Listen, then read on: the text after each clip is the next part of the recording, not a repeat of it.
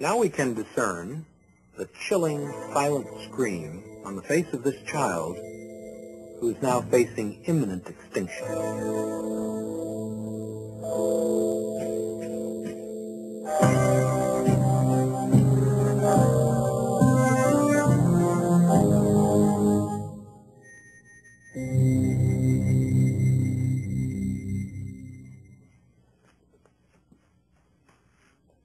My name is Bernard M. Nathanson. I'm a physician, practicing obstetrician and gynecologist. And I think I've had a passing experience in matters of abortion. Now, when I was a medical student in 1949, we had no such science as fetology.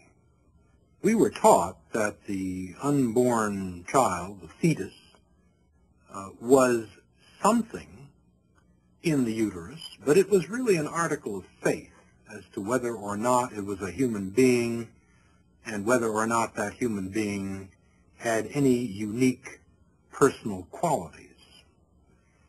But the whole story has changed since the 1970s. It was at that time that the science of fetology exploded in the medical community. It exploded by means of the introduction of great new technologies such as ultrasound imaging, electronic fetal heart monitoring, fetology, hysteroscopy, radioimmunochemistry, and a host of other dazzling technologies which today constitute, in fact, the corpus of the science of fetology. Real-time ultrasound, that is, imaging of the child in motion, has been available as a clinical tool since 1976. The room for the ultrasound examination consists of a conventional examining table, as well as the ultrasound imaging device itself, a bulky appearing machine here. Now the pregnant woman is positioned on the table for the examination. The abdomen is suitably draped. The head of the instrument is now placed over the uterus. This device, in turn, consists basically of a crystal which sends out pulsing high-frequency sound waves and a transducer which collects the echoes of these waves. The echoes are then collated by a computer, which in turn assembles them into a recognizable image of the living unborn child. And the child can be imaged by either a linear scan, which is useful for later pregnancies, or a sector scan, which is more accurate for delineating the child in an early pregnancy, such as this one. The image, reconstructed from the echo pattern, is capable of truly amazing resolution. And so discerning is this instrument that the tiny valves of the heart can be studied as they snap open and shut during the contractions of the heart. Mothers and fathers, for the first time, have been afforded a view of their unborn child by this spectacular technology. And those technologies, those apparatuses and machines which we now use every day, have convinced us that beyond question, the unborn child is simply another human being, another member of the human community, indistinguishable in every way from any of us.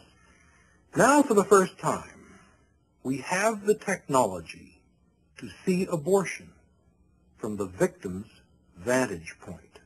Ultrasound imaging has allowed us to see this. And so for the first time, we are going to watch a child being torn apart, dismembered, disarticulated, crushed, and destroyed by the unfeeling steel instruments of the abortionist.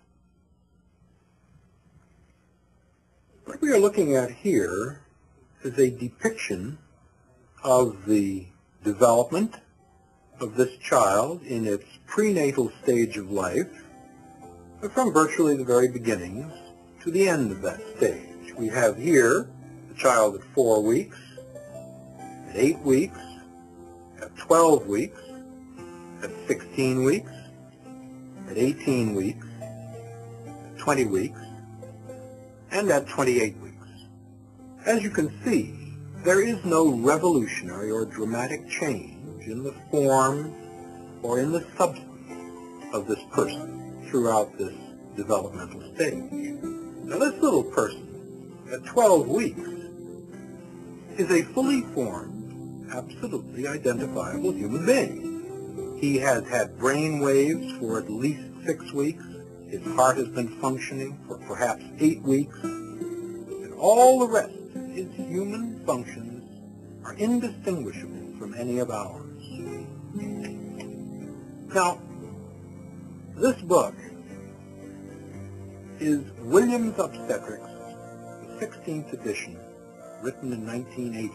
It is a standard textbook used throughout every medical school in the United States.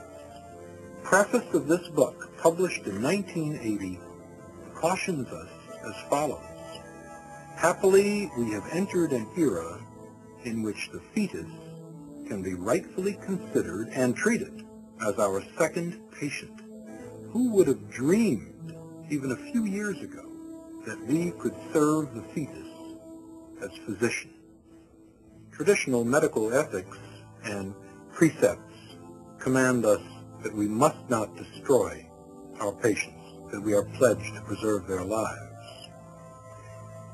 Now let's see what abortion does to this, our second patient. We have then the 12-week unborn child in the uterus being this muscle surrounding the child.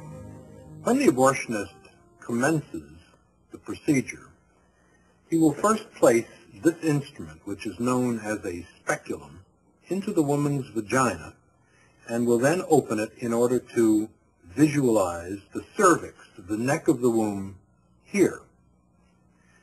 Having visualized the cervix, the abortionist then takes this instrument, which is known as a tenaculum, and fastens it securely through the speculum onto the cervix in this manner, clamping shut the tenaculum and getting a firm grasp on the cervix.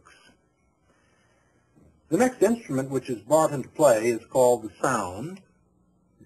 This instrument is then introduced into the uterus, and it is then removed, the abortionist having ascertained exactly how deep and, in fact, how large the uterus is. And then this set of dilators, these metallic curved instruments, are used to effect the opening of the cervix in order to introduce, finally, the abortion instruments themselves. The abortionist first introduces the most slender of these instruments into the cervix to dilate the cervix, turns the instrument around to a slightly larger end, introduces that end, and then works his way through the various graduated, increasingly larger ends of this dilating instrument. He will then take the instrument known as the suction apparatus, which is opened. It is in a sterile container prior to the actual use of the instrument. And then this will be inserted through the dilated cervix up into the uterus and will then puncture